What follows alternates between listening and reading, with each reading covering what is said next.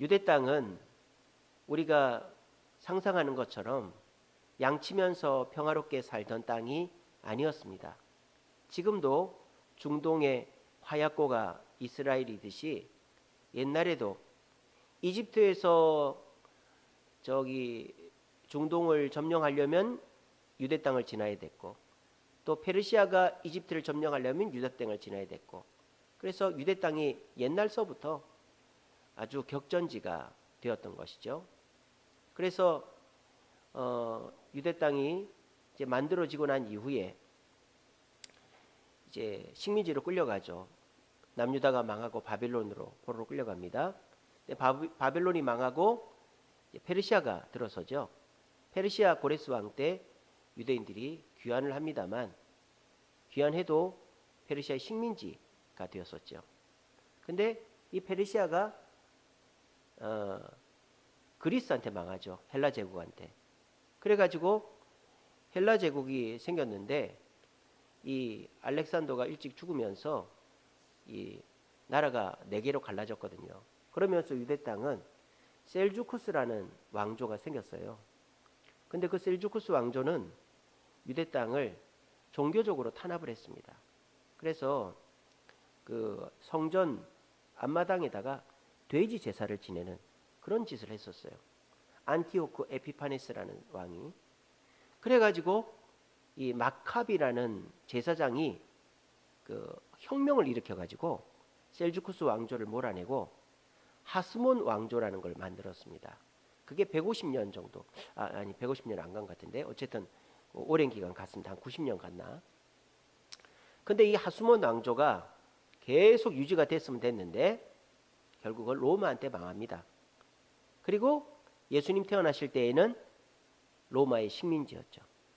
그래서 유대 땅은 한 번도 양치면서 편안하게 지냈던 적이 없던 땅이었어요. 그러면 그 유대 땅에 사는 사람들은 어떻게 살았을까요? 유대 땅에 여러 정치 지도자, 나라가 들어선 것처럼 유대 땅 사람들도 정치적인 성향이 다 달랐어요. 네 개로 갈라졌습니다. 첫째는 극단적인 민족주의자가 있었어요. 열심당이라고 합니다. 열심당. 그래서 이 열심당은 폭력 조직이에요. 지금 뭐 IS 이런 것처럼 폭력으로 로마를 물리치고 유대 땅을 회복시켜야 되겠다. 이게 열심당입니다. 그렇게 하다가 어떻게 됐느냐? 예수님 10대 때, 12살쯤 됐을 때 열심당이 잡혔어요. 2,000명이나 잡혔어요. 그래가지고 그 2,000명이 십자가 사형을 당하는 끔찍한 일이 벌어졌습니다. 그런데도 이 열심당이 어떻게 했느냐? 예수님 돌아가시고 로마가 이 예루살렘이 쳐들어오자 끝까지 항전하다가 마사다라는 곳에서 최후 항전하다가 전부 다 자결하는 그런 일이 있었어요. 그러니까 유대 땅에도 폭력주의적인 열심당이 있었습니다. 근데 열심당하고는 똑같은데 폭력만 안 하는 민족주의자들이 있었어요. 그들이 누구냐? 바리새인들. 바리새인들은 유대 땅의 독립, 로마로부터 독립을 원하지만 폭력은 행하지 않았어요. 대신에 율법을 잘 지켜야 된다. 그게 바리새인, 민족주의자가 있었습니다. 세 번째는 중도파가 있었어요. 중도파. 중도파는 영성주의자거나 현실주의자거나, 그러니까 우리가 정치는 신경 쓰지 말고 그냥 말씀만 잘 읽고 필사하고 기도 생활만 하자. 그게 에세네파라고 있었습니다. 에세네파. 에세네파는 이제 광야에 살면서 성경 필사하면서 그렇게 경건하게 살려고 했던 고립적인 수동 생활과 같은 활동을 했던 게 에세네파고요. 또 중도파에는 친목파가 있었어요. 난 이것도 저것도 싫다. 그냥 내 목구멍이 포도청이라고 내가 먹고 싶은 대로 먹고 살래. 그래서 세상 일에 관여하지 않고 실용주의적으로 사는 친목파가 있었어요. 그리고 네 번째 부류는 극우죠. 극우. 극우는 친로마파입니다. 친로마파. 그러니까 로마에 아부해가지고 로마의 이익을 빨아먹는 대표적인 게 헤롯 땅. 헤롯이 친로마파 아닙니까? 헤롯 땅. 또 제사장파. 제사장들은 굉장히 현실주의적입니다. 부활을 믿지 않습니다. 이 땅에서 평화롭게 먹고 살아야지 무슨 부활이 있냐. 제사장들은 부활을 믿지 않죠. 그래서 헤롯 땅 제사장파 또 세리들, 로마 군인을 뒤로 얻고 돈 버는 사람 세리 아닙니까? 이런 사람들이 이제 친로마파였어요. 그래서 유대 땅에는 네 개의 정치적인 성향이 있었어요. 첫째는 극좌, 폭력으로 독립을 해야 되겠다. 열심당. 두 번째는 이제 좌, 이거는 이제 폭력은 안 하지만 유대 땅이 독립이 됐으면 좋겠다. 세 번째는 우, 이거는 중도파. 그래서 우리가 그냥 성경이나 열심히 읽고 기도나 열심히 하자, SNF파. 또 나 그런 거 모르겠고 현실 그냥 내가 먹고 사는 것만 집중하란다, 이런 중도파. 세 번째. 네 번째는 극우, 로마에 딱 붙어가지고 피 빨아먹는 자들, 헤롯 땅 제사장파, 세리들, 이렇게 유대 땅은 크게 네 부류로 나눠져 있었어요. 여러분 제 얘기를 듣고 보니까 이게 지금 어디랑 비슷하죠, 그죠? 어디랑 비슷해요? 우리나라랑 비슷하지 않습니까? 우리나라도 극좌가 있죠. 민노총, 전교조 이런 사람 극좌죠. 그 다음에 좌파가 있죠. 민주당 좌파가 있죠. 또 우파가 있죠. 뭐 국민의힘 같은 우파가 있죠. 그리고 극우가 있죠. 저기 그 목사님 이름 뭐죠? 정광훈 목사님 같은 극우가 있죠, 그죠? 그러니까 이렇게, 근데 그 정광훈 목사님은 폭력은 행하지는 않지만 어쨌든 이제 그렇게 돼 있습니다. 그래서 지금 우리나라랑 비슷해요. 근데 이거는 현대 우리나라의 정치 지형뿐만 아니라 전 세계 어디나 마찬가지입니다. 전 세계 어디나. 근데 문제는 뭐냐? 이런 정치 형태가 교회를 갈라놓고 있다는 게 문제예요. 교회는 절대 정치에 관여해서는 안 되거든요.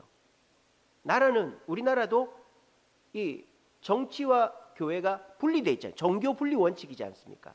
종교의 자유가 있는 나라고. 근데 어떤 교회는 극좌 교회가 있습니다. 어떤 교회는 극우 교회가 있습니다. 어떤 교회는 설교 시간마다 막 이 정권 비판하고 막 그런 좌익의 교회가 있습니다. 어떤 교회는 또 막 우익의 교회가 있어요. 근데 교회들이, 문제는 목사님이 주도가 돼가지고 교회를 그런 교회로 만들어가는 지금 한국에 문제가 있다는 거예요. 그리고 더 큰 문제는 뭔지 아세요? 교회 내에서 성도들이 정치적인 성향이 달라가지고 서로가 말싸움을 하는 일이 교회 내에서 생기고 있다는 거예요. 그러니까 어떤 사람은 교회 앞에서 1인 시위하고 그럽니다. 어떤 장로님이 대표기도 했는데 막 우익적인 대표기도를 했다고 막 1인 시위하고 막 이렇게 합니다. 그러니까는 이 정치인들은요, 믿을 게 못 되거든요. 그러니까 우리가 잘 생각해야 돼요. 뭐 내가 민주당이다, 내가 국민의힘이다, 그래서 민주당을 지지했어요. 근데 지금 민주당 보세요. 돈 받아먹고 그 지랄 했잖아요. 그럼 민주당 계속 지지할 겁니까? 또 국민의힘도 보세요. 이렇게 하다가 또 나쁜 짓 할 거 아니에요. 그러면 나쁜 짓 한 국민의힘 지지할 거예요? 그러니까 정치인들은 한 통속이고 다 나쁜 놈들이에요. 그러니까 뒤로 구린 사람들이란 말이에요. 그러니까 그 사람들을 맹목적으로 따를 필요가 없어요. 우리의 필요에 따라서 그 사람들이 우리한테 유의한 걸 하면은 그 사람들하고 같이 하면 되는 거예요. 근데 우리 교회는 우익교회다, 우리 교회는 좌익교회다, 목사님들부터가 그렇게 하면 안 되는 거예요. 그리고 교회 내에서 내가 뭐 경상도 사람이니까, 내가 전라도 사람이니까, 나는 민주당이 좋아, 그런 얘기를 공개적으로 하면 안 돼요. 그러면 교회를 갈라놓는 게 되는 거예요. 그러니까 예수님 당시에도 그랬다 이 말이에요. 예수님 당시에도 극좌에 열심당이 있었고, 좌에 민족주의가 있었고, 우에 중도파 SNF파가 있었고, 극우에 헤롯 땅, 또 제사장, 세리들파가 있었다. 자, 그러면 우리 예수님은 어떤 파였을까요? 하나님파. 좋습니다. 우리 예수님은 제자들을 뽑을 때 어떤 제자들을 뽑았을까요? 말씀 잘 읽고 순종 잘하고 말 잘 듣는 그런 제자들, 중도파에서 주로 뽑았을까요? 예. 자, 방송실 화면 바꿔주세요. 우리 예수님은 4개 파벌에서 다 뽑았습니다. 제가 이제 정리한 겁니다. 자, 예수님의 제자 중에 열심당이 있었습니다. 오늘 여러분들이 사도행전 1장 13절에 보시면 셀롯인 시몬이라고 있습니다. 이 시몬은 그 베드로가 아니에요. 이 시몬은 셀롯인 시몬이라고 되어 있어요. 셀롯은 뭐냐? 열정적인, 열광적인 이런 뜻이에요. 그러니까 열심당을 말할 때 셀롯인이라고 하는 거예요.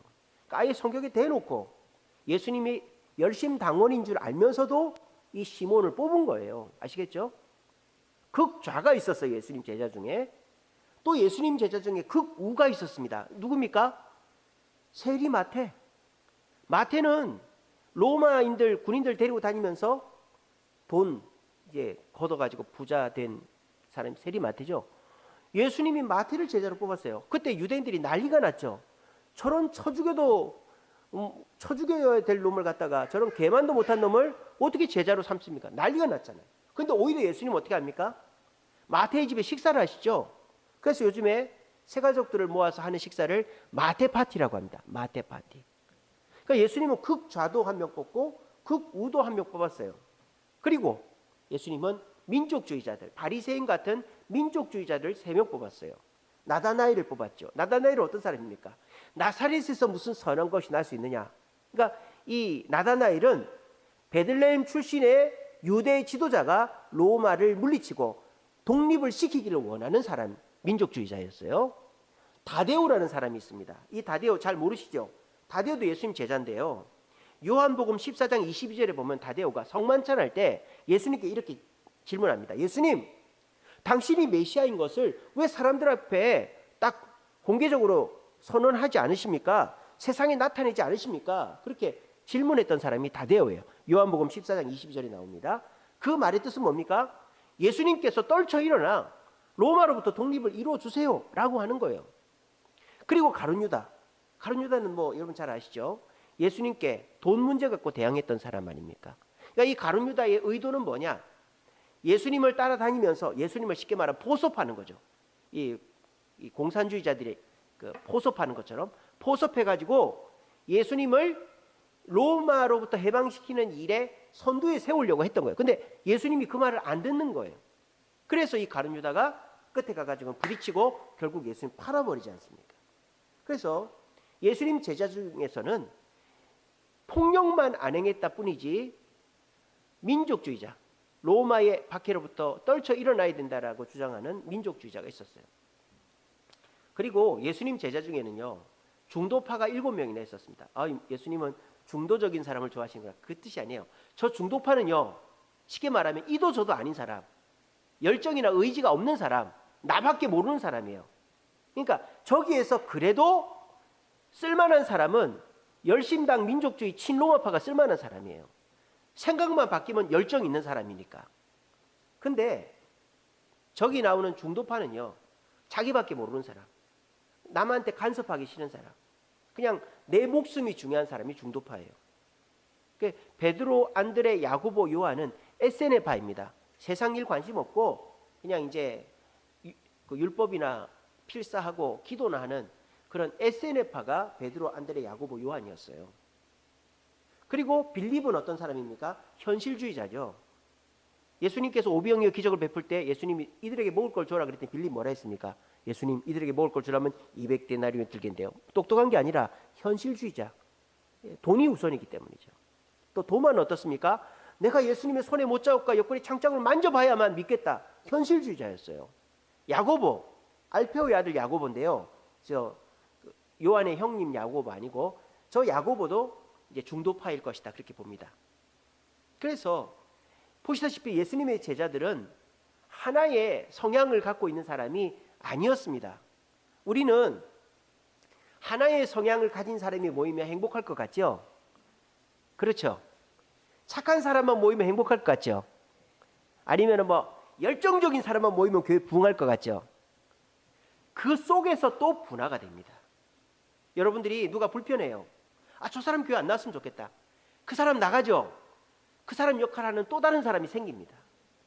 그러니까 교회는 절대 뭐 교회뿐만 아니라 온 공동체, 뭐 사회, 집단, 모든 집단들이 똑같은 사람이 있는 곳은 없다 이 말이에요. 근데 사람들은 어떻게 하려고 하느냐? 똑같은 사람만 모으려고 하거나 똑같지 않은 사람은 내치려고 하는 경향이 있다라는 거예요. 근데 예수님은 오히려 역행을 하신 거죠. 예수님은 오히려 다른 사람들을 불러 모으셨단 말이에요. 왜 예수님은 다른 사람들을 불러 모았을까요? 자신이 있었거든요. 어떤 자신이? 변화시킬 자신이 있었기 때문입니다. 자, 저 12명 중에 나는 저 세리 마태랑 못해. 저 세리쟁이 마태 못해. 마태 때문에 나간 사람 있어요, 없어요? 12제자 중에 있어요, 없어요? 한 명도 없어요. 저 폭력배 셀로신 시몬. 나 저 사람 너무 싫어. 칼이나 차고 다니고 폭력이나 저지르고. 나간 사람 있어요, 없어요? 없어요. 제자들 중에 한 명도 중도 탈락한 사람이 없어요. 가룟 유다 빼고. 이거 뭔 뜻이에요? 예수님이 이들을 다 변화를 시켰다라는 것입니다.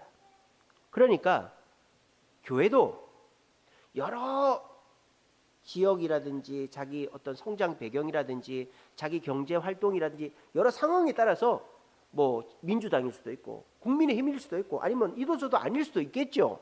아니면 아예 뭐 민주노총일 수도 있고 아예 저 뭐 정강훈 목사님 같은 쪽일 수도 있겠죠. 그런 분도 있을 수도 있어요.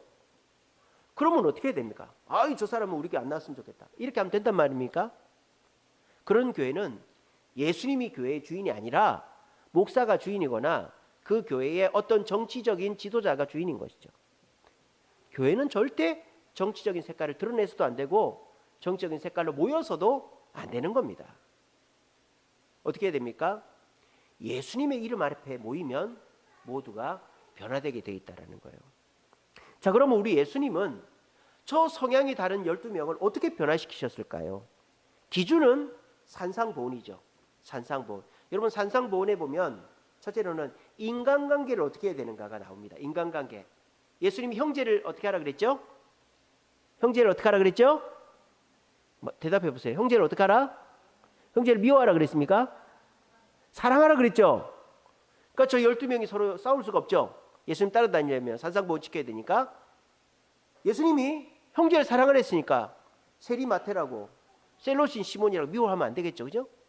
또 예수님이 원수를 어떻게 하라 그랬어요? 원수를 사랑하라 그랬죠. 그러니까 로마를 미워하면 돼요, 안 돼요? 헤롯을 미워하면 돼요, 안 돼요? 안 되죠. 또 예수님이 뭐라고 그랬느냐? 맹세하지 말랐어요. 맹세하지 마라. 맹세하지 말라는 게 어떤 의미가 있느냐? 내가 뭔가를 남들에게 내 강한 의지를 드러내려고 굴복시키려고 하는 그런 의지를 보이지 말라는 거예요. 왜? 사람의 일은 언제 어떻게 될지 모르니까. 맹세를 금지시켰어요. 맹세를.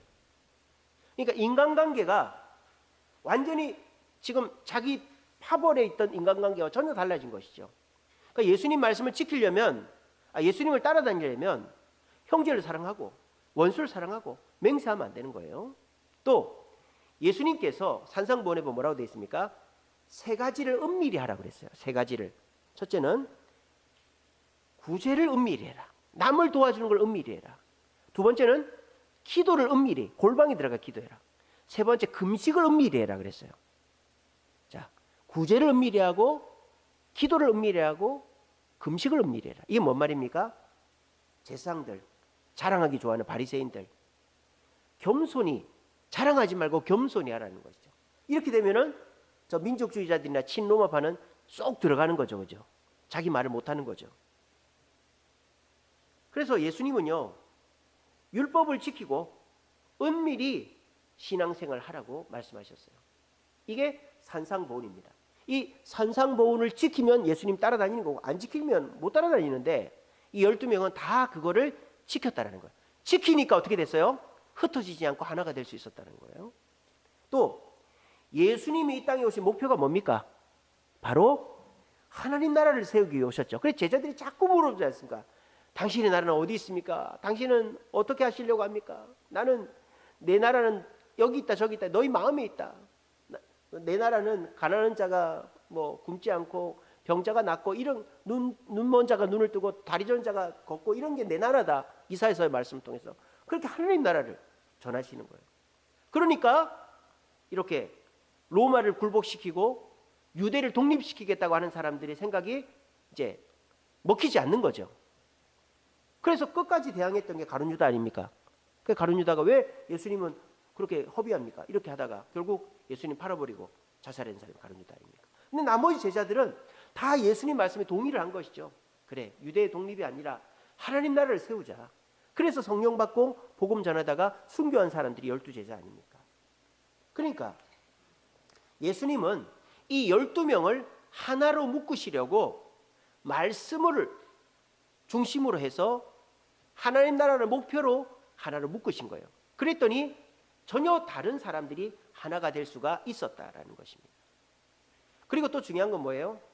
예수님이 저런 주장을 할 때 사람들이 거기에 동의를 해야 될까요? 동의를. 근데 내 생각과 전혀 다르고 내 목표와 전혀 다른데 동의가 되겠어요? 안 되지. 근데 저들이 동의를 했으니까 따라다니겠죠? 그러면 저 12명은 어떻게 해서 예수님의 말씀에 동의할 수 있게 됐을까요? 예수님이 모범을 보였기 때문이죠. 예수님이 형제를 사랑하고 원수를 사랑하고 또 맹세하지 않고, 그리고 예수님이 구제해도 은밀히, 기도해도 은밀히, 금식해도 은밀히 하시고 하나님 나라를 세우기 위해서 섬기고 치료하고 변화시키는 걸 보면서 말이 쏙 들어간 거죠. 우리들도 그렇지 않습니까? 떵떵거리며 사는 부자가 가난한 사람 도웁시다 이러면 아무도 안 믿죠. 근데 전 재산을 팔아서 가난한 사람 도와주고 난 다음에 여러분들도 도웁시다 이러면 다 따르지 않습니까? 예수님 똑같은 거예요. 그래서 우리 예수님께서 모범을 보이니까 다른 사람들이 예수님의 이름 앞에 무릎을 꿇고 다 하나가 될 수가 있었다라는 거예요. 그래서 저는 예수님께서 저 12명을, 전혀 다른 성향의 12명을 하나로 묶을 수 있었던 세 가지 키워드가 뭐냐? 첫째는 사랑이다. 자, 유대인들에게 사랑이 아니라 정의 또는 복수, 이게 유대인들에게 키워드였어요. 근데 예수님은 사랑, 용서 이런 거를 키워드로 삼으신 거예요. 그렇게 해서 너희 형제끼리 서로 사랑하고, 원수 용서하고 사랑하고, 그렇게 해서 서로 사랑하고 용서해야 내 제자가 되고 너희들이 하나님 볼 거다, 그렇게 얘기하지 않습니까? 예수님의 첫 번째 키워드는 사랑이에요. 그러니까 사랑을 키워드로 하시니까 누가 마음을 내려놔야 되는 거예요? 열심당이 마음을 내려놔야 돼요. 복수로 가득 찬 열심당, 로마를 물리쳐야 된다. 열심당원들이 마음을 내려놓게 되는 거예요. 또 예수님의 두 번째 키워드는 겸손이죠. 기도도 은밀히, 구제도 은밀히, 금식도 은밀히 겸손히 행하라는 것입니다. 이 겸손 앞에 바리새인들, 민족주의자 바리새인들, 또 헤롯 땅 제사장들, 이런 신로마파들이 무릎을 꿇는 거죠. 왜? 자기들은 교만한 사람. 또 세 번째는 뭡니까? 복음입니다. 복음. 우리는 하나님 나라를 세우는 사람들이지 세상 나라를 세우는 사람들이 아니다. 우리는 하나님 나라를 섬김과 치유와 변화를 통해 세운다. 이렇게 예수님 몸소 보이니까 거기에 무릎을 꿇고 다 순종한 것이죠. 특별히 누굽니까? 베드로, 안드레, 야고보, 요한, 빌립, 도마, 야고보. 자기밖에 모르는 사람들. 여러분 전도하려면 어떻게 해야 돼요? 남을 섬겨야 되는. 내가 잘못한 게 없는데 사과해야 되고, 내가 먹을 게 없는데 나눠줘야 되고, 내가 하기 싫은데 도와줘야 되고, 이게 복음 아닙니까? 사실 전도 아닙니까? 근데 그런 거를 하기 싫은 사람이 베드로, 안드레, 야고보, 요한, 빌립, 도마, 야고보란 말이에요. 근데 이 사람들이 어떻게 해서 변화가 됐다? 예수님이 그렇게 하시거든요. 예수님이 힘든데 섬기시고 치료하시고 변화시키는 걸 보면서 회개하죠. 베드로가 끝까지 이기적이었잖아요. 혼자 물고기 잡으러 가고 막 그랬는데 예수님이 끝까지 쫓아가서 베드로를 변화시키지 않습니까? 이처럼 예수님의 사랑과 겸손과 복음을 본받으면 아무리 다양한 사람이 모여도 하나가 될 수가 있다. 그리고 그 속에 냉랭하고 미지근하고 열정이 없는 사람도 예수님의 그 열정을 바라보면서 열정을 회복하여 하나가 되고 공동체를 위할 수가 있다라는 것이 예수님이 12제자를 하나로 만든 하나됨의 비밀이다라는 것입니다. 방송실 화면 바꿔주세요. 자, 그러면 이런 예수님의 하나됨이 우리에게 어떻게 적용되어야 될까? 여러분, 우리가 참 쉽게 생각하는 것은 교회 내에 지금 말썽 부리는 사람, 협조 안 하는 사람, 또 잘 안 나오는 사람, 안 나왔으면 좋겠다. 이 생각 자체부터가 고쳐 먹어야 돼요. 그런 생각을 하면요, 좋다 이거예요. 그 사람들 뭐 싫은 소리 하고 뭐 나가라 그러고 싸우고 이러면 안 나오겠죠. 그럼 어떻게 될까요? 나하고 친했고 말 잘 듣고 하던 사람이 그런 사람 역할을 하게 됩니다. 하게 됩니다. 그럼 어떻게 하는 게 제일 좋을까요? 다 안고 가는 게 제일 좋은 거예요. 말도 없이 교회 안 나오고 자꾸 교회 하는 일에 딴지 놓고 뭐 자기 편한 대로 이기주의적으로 중도파 자기 이익만 챙기고 이런 사람들이 지금 교회 내에 있잖아요. 말도 안 하고 안 나오고 또 뭐 이렇게 그 막 교회 막 계속 비판적이고 또 자기 뜻만 챙기는 이런 사람 있잖아요. 우리 교회 내에도. 그럼 어떻게 해야 됩니까? 그런 사람들이 다 우리와 함께 가는 것이 주님이 기뻐하는 교회다라는 거예요. 그리고 우리가 그런 사람들을 어떻게? 사랑과 겸손과 복음으로 이끌어야 된다. 뭐 교회가 뭐 민주당 교회, 국민의힘 교회, 무슨 교회 그렇게 간판 걸어놓고 하고 뭐 교회 맨날 싸우고 그 교회 내에서 정치 얘기나 하고 이러면 안 되는 거예요. 목사부터가 정치 절대 하면 안 되는 거예요. 물론 성도 개개인이 무슨 집회에 나가거나 뭐 성도가 전교조 교인이 있을 수 있죠. 민주도청 교인이 그럼 그 사람은 그렇게 하는 거예요. 또 뭐 우익 집회 나가는 교인들이 있을 수 있죠. 그거를 뭐라 그러면 그 사람들이 하는 거예요. 단 교회에 와서는 절대 그렇게 하면 안 되는 거예요. 그럼 그렇게 하려면 어떻게 해야 되느냐? 예수님이 주인 되는 교회가 되면 된다. 예수님과 동행하고 예수님을 묵상하여 예수님을 닮은 교회가 되면 아무리 다양한 사람이 있어도 잡음이 시끄러운 일이 절대 나지가 않는다라는 것입니다. 제가 이제 최근에 들었던 참 감명 깊은 얘기 중에 어떤 목사님이 어떤 나이 많은 목사님이 이게 이제 자기보다 어린 목사님한테 권면을 해주는 얘기가 있었어요. 근데 그때 딱 한마디 했답니다. 뭐라고 했느냐? 예수님과 친하게 지내세요. 그렇게 얘기 다 했다는 거예요. 예수님과 친하게 지내라고. 예수님과 더 가까워지라고. 그 한마디 딱 했다는 거예요. 근데 신앙생활을 꾸준히 해오시고 제대로 해오신 분들은 이 말의 무거움과 깊이를 아실 겁니다. 우리가 예수님과 친해지기가 얼마나 힘들고 예수님과 친해지는 것이 얼마나 중요하고 소중한가를 아실 거예요. 예수님과 친해지는 게 왜 힘듭니까? 내 시간과 내 욕심과 내 생각을 내려놔야 되거든요. 아, 예수님 이것만큼은 봐주세요. 그럼 예수님하고 안 친한 거잖아요. 예수님이 용서하라, 양보해라, 욕심 부리지 마라, 게으르지 마라 이러면 아멘 하고 10개 중에 10개를 다 해야 예수님과 동행하는 게 되잖아요. 그죠? 그리고 예수님을 닮아가면 그렇게 해서 예수님을 닮아갈 때 우리는 나뿐만 아니라 다른 사람도 다 안고 가는 사람이 될 수가 있다라는 것입니다. 아, 내가 이 사람을 내가 품어야지. 내가 이 사람도 품어야지. 그럴 필요 없어요. 그렇게 뭐 안 해도 되고요. 여러분들이 그냥 예수님하고 친하게만 지내면 됩니다. 아시겠죠? 예수님하고 친하게 지내면 그 누구하고도 친해질 수가 있는 거예요. 우리가 O형 혈액형이다 뭐 그렇게 얘기하지 않습니까? 누구하고나 친해질 수 있는 사람이 되면 그러니까 이런 거죠. 제일 어려운 사람하고 친해지면 누구하고나 친해질 수 있는 것처럼 어떻게 보면 제일 어려운 예수님하고 친해지면 모든 사람하고 친해지는 거예요. 아시겠죠?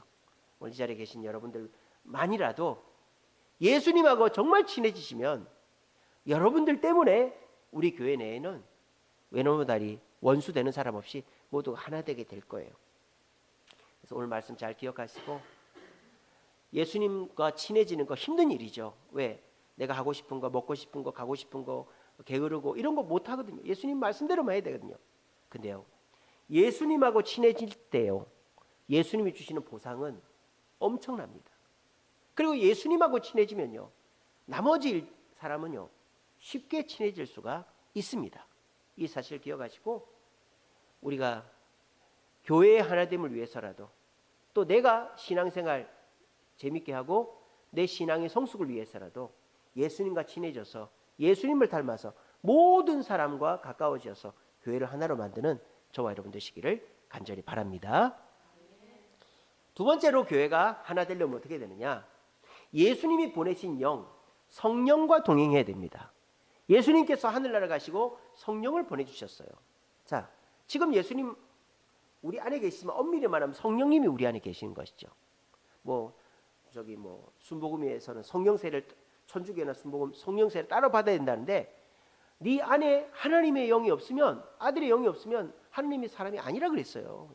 그러니까 우리 예수 믿을 때 우리 안에 성령이 들어오시는 거예요. 우리가 그분에게 순종하지 않아서 성령님이 안 느껴질 뿐이지. 여러분들이요, 만약에 성령님께 기도하고 성령님께 순종해 보세요. 그러면요, 능력이 나타나기 시작합니다. 한번 해보세요. 여러분들이 기도하지 않고 순종하지 않기 때문에 능력이 없는 거예요. 근데 새벽기도 나오고 수요기도 나오고 금요기도 나와서 간절히 기도하고 기도한 대로 순종하면 성령님께서 가만히 내버려 두지를 않습니다. 어떤 사람이 돈이 있어요. 워렌 버핏이라는 사람 돈이 있어요. 근데 그 사람은 돈을 어떻게 버느냐? 돈을 빌려줘서 돈을 버는 사람이에요. 그런 사람은 어떤 사람을 찾겠어요? 내 돈을 가지고 사업을 잘할 만한 사람을 찾겠죠. 사업을 잘할 만한 사람 찾았어요. 그럼 어떻게 하겠어요? 그 사람한테 돈을 무한정 빌려주는 거예요. 그 사람이 김범석 아닙니까? 쿠팡 김범석. 다 미국 돈으로 지금 쿠팡하는 거예요. 그러니까 돈 있는 사람은 될 만한 사람. 그럼 우리나라 1등 유통기업을 만드는 이마트도 제껴버리고 롯데마트 제껴버리고 홈플러스 제껴버리고 모든 거 제껴버리고 쿠팡 1등 했잖아요 지금. 그 이제 가격이 올라가잖아요. 여러분 쿠팡 안 쌉니다 요즘에. 그래서 요즘 어떤 사람이 이제 다이소에서 사서 쿠팡에서 파는 사람이 있어요. 다이소에서 비교해보면 딱 나와요. 다이소에서 사서 쿠팡에서 파는 사람이 있습니다. 그렇게 해서 돈 버는 사람이 있어요. 그러니까 다이소도 좀 있으면 비싸지겠죠. 그러니까 돈 버는 사람은 사업 잘하는 사람한테 돈을 몰아주게 됐어요. 성령님도 누구를 찾으실까요? 성령님께 기도해서 성령님께 순종하는 사람 찾은 거예요. 왜? 뭐 주려고? 능력 주려고. 왜? 그 사람한테 능력을 줘야 능력이 나타나요. 여러분, 성령님의 능력이 없는 게 아닙니다. 저도 예수님과 친해질 뿐만 아니라 성령님의 음성에 순종할 때 저를 통하여 이 주세음교회에 이 지역에 성령의 역사가 일어날 줄로 저는 믿습니다. 그런 걸 기대합니다. 그래서 내가 얼마나 중요하고 조심하고 주님 앞에 바로 살아야 되는가 항상 생각하면서 삽니다. 작은 것 하나라도 말 한마디라도 주의하려고 하는데 물론 실수할 때가 많아서 부끄럽습니다만은. 그러니까 우리가 하나됨의 비밀은 성령의 인도를 따라서 서로 권면하고 또 순종할 때 성령의 능력이 주어진다. 세 번째는 뭐냐? 하나됨의 비밀은 하나님 나라를 세워간다라는 목표가 있어야 되는 거예요. 하나님 나라. 하나님 나라가 뭐예요? 교회잖아요. 교회. 교회를 세우기 위해서는 어떻게 해야 돼요? 내가 기분이 나빠도 저 사람이 싫어도 내가 힘이 들어도 참아야 되고 헌신해야 되는 게 하나님 나라를 위한 거예요. 여러분 보세요. 교회의 가장 큰 첫 번째가 뭘까요? 부흥 아닙니다. 재정 아닙니다. 프로그램 아닙니다. 교회의 첫 번째는요, 화목입니다. 화평입니다. 화평은 어떻게 하는 거예요? 문제가 다 해결된 다음에 화평하는 게 아니죠. 화평은 문제는 덮어놓고 서로 그냥 화목하는 게 화평이에요. 문제를 해결하고 하는 게 화목이 아니에요. 문제가 있지만은 그냥 그 사람 받아주는 게 화목이다. 그렇게 할 때 교회가 된다 이 말이에요. 그래서 교회를 위하여 내 자존심을 내려놓고 교회를 위하여 사람을 용서하고 교회를 위하여 내가 피곤하고 힘들어도 헌신하는 자를 하나님은 축복하는 줄로 믿으시길 바랍니다. 여러분들 이렇게 강단에 장식하고 교회 전도 나오고 또 예배 자리 지키고, 여러분 이게 얼마나 값어치 있는 일인 줄 아세요? 대대손손 복을 받을 일인 줄로 믿으시길 바랍니다. 하나님은 교회의 하나됨을 위하여, 근데 교회를 섬겨도 다른 목적이 아니라 교회의 하나됨과 하나님 나라를 위하여 이름도 없이 빛도 없이 은밀하게 섬기는 그 사람을 하나님은 절대 가만히 두지 않고 그 사람뿐만 아니라 그 사람 대대손손 복을 받게 하신다. 제가 지난번에 말씀 한번 새벽기도 말씀이었는데 기맘이라는 사람이 있었죠. 그 사람은 바르실레 아들이에요. 바르실레가 다윗이 요단강 동쪽 길앗 땅에 도망갔을 때 다윗을 도와준 사람이 바르실레입니다. 근데 이 다윗이 이제 압살롬의 난이 끝나서 돌아갈 때 바르실레한테 같이 가자, 내가 너 잘해줄게 그랬단 말이에요. 그런데 이 바르실레가 따라 안 가고 자기 아들 기맘을 데리고 가라 그랬어요. 그 기맘이 다윗을 따라갔는데 기맘이 예루살렘에 안 살고 그 옆에 있는 베들레헴에 사는 거예요. 거기가 바로 게롯 기맘, 기맘의 집이었어. 기맘의 여관. 기맘이 거기서 여관을 한 거예요. 웬일인지. 그게 이제 성경에 계속 예레미야서에 나옵니다. 그래서 이 기맘이 거기서 있다가 1000년이 지났죠. 다윗 때로부터 예수님은 1000년이니까 1000년이 지난 다음에 예수님이 어디서 태어났느냐? 바로 그 게롯 기맘에서 태어났을 것이다. 그렇게 추측합니다. 왜냐? 베들레헴은 여관이 없어요. 여러분, 이 상인들이 다니거나 뭐 이렇게 장사를 할 만한 데 여관이 있지, 베들레헴은 예수님 당시 80가구밖에 안 살았어요. 옛날에는 손님이 오면 자식방 또는 뭐 방 한 칸 손님 내어주는 사랑방 개념이었지 뭐 여관이 따로 없었습니다. 그러니까 그때 당시에 예수님, 마리아, 요셉이 방을 찾을 수가 없었던 거예요. 근데 게롯 기맘의 마구간에서 예수님 태어나셨을 것이다. 그렇게 보는 거예요. 그러니까 바르실레의 그 선행이 1000년 후에 그 게롯 기맘의 후손의 집에 영광으로 나타난 거예요. 혹시 여러분들 나는 이렇게 열심히 내 자식들 속썩이고 내 남편도 교회 안 나오고 이래서 낙심이 되십니까? 여러분 걱정하지 마세요. 그 의심하지 마세요. 하나님의 축복은 천대를 이루는 줄로 믿으시기를 바랍니다. 이렇게 하나님 나라 교회를 위해서 헌신하는 자, 하나님은 결코 그 사람과 그 가정, 그 후손들을 내버려 두지 않는다. 그러므로 교회의 하나됨은요, 다양한 사람이 있을수록 좋아요. 다양한 사람이 있을수록. 그래서 우리가 파운데이션 철치라고 하잖아요. 어린아이도 있어야 되고 학생도 있어야 되고 청년도 있어야 되고 노인도 있어야 돼요. 왜? 그래야 한 가정이 등록을 하거든요. 우리 지난 주일날 우리 그 한 가정이 왔었잖아요. 40대 부부가. 우리 교회 주일학교 없었으면 그 가정은 교회 쳐다도 안 보고 갔을 겁니다. 근데 우리 지금 주일학교 담당 교육자가 없죠. 교회 재정이 없어가지고 다 내보냈잖아요. 저희 집사람이 하잖아요. 지금 어쩔 수 없어가지고 저희 집사람이 지금 초등부하고 제가 중고등부 하잖아요. 그렇게라도 하니까 초등부 아이들을 둔 가정, 또 중고등부 아이들을 둔 가정들이 그나마 교회를 오려고 하는 거예요. 우리 영훈이네 가정이, 형은 새하고 동갑입니다. 고1 올라가고 영훈이는 중학교 1학년 올라가죠. 그러니까 저번에 송구영 신예배인가 어디 성탄절 예배인가 왔었잖아요. 그러니까 이게 무슨 말이에요? 우리가 다양한 사람이 있어야 다양한 사람이 등록을 해서 교회가 부흥하는 거예요. 이런 사람 저런 사람, 부정적인 사람, 긍정적인 사람, 또 이기적인 사람, 또 자기밖에 모르고 또 협조 안 하는 사람, 어떤 사람이든지 다 교회 내에 있어야 돼요. 그런 사람들 하나 끌어모아야 돼요. 그러려면 어떻게 된다? 예수님이 교회에 있어야 돼요. 예수님 없는데? 여러분들이 예수님이면 되는 거예요. 여러분들이 예수님이면 되는 거예요. 여러분들이 예수님과 친해져서 예수님이 되면 되는 거예요. 그러면 여러분들이 다 품을 수가 있는 거예요. 그리고 여러분들이 성령님께 기도하고 순종하면요, 성령님이 여러분들이 능력을 주는 거예요. 그렇게 해서 교회가 복음을 위해서, 교회의 하나됨을 위해서 헌신할 때 여러분들은 여러분뿐만 아니라 여러분 자녀들, 자손들, 후대, 대대손손 복을 받게 되는 것입니다. 저는 이제 그런 생각을 많이 합니다. 여러분, 기계가 돌아갈 때요, 힘을 제일 많이 받는 데가 어디일까요? 기계가 돌아갈 때 바로 엔진이죠. 엔진이 힘을 제일 많이 받아요. 근데 기계에서 제일 중요한 데가 어디죠? 엔진 아닙니까? 엔진. 다른 거 멈춰도 엔진 멈추면 자동차 멈춰버리잖아요. 여러분들이 지금 많이 공격을 받고 있습니까? 많이 힘드십니까? 막 너무 일이 힘듭니까? 여러분들 교회 엔진인 거야. 엔진.